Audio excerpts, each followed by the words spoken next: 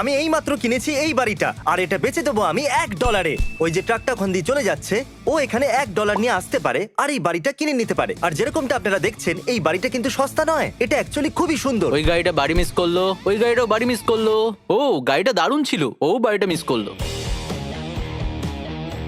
এই সাইনটা কাজ করছে না, সেই জন্য আমরা একটা বড় নিয়ে এলাম। আরে এটা তুলে ফেলে দাও।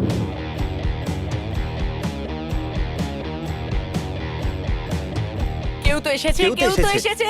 ও ড্রাইভওয়েতে আছে। এই বাড়িটা $1 বিক্রি হতে চলেছে। আপনি কি কিনতে ইন্টারেস্টেড? শর্ত কি? কোনো শর্ত নেই। না না, কোনো তো শর্ত আছেই। এটা হলো প্রথম বেডরুম। কেমন লাগলো আপনার? ঠিক আছে।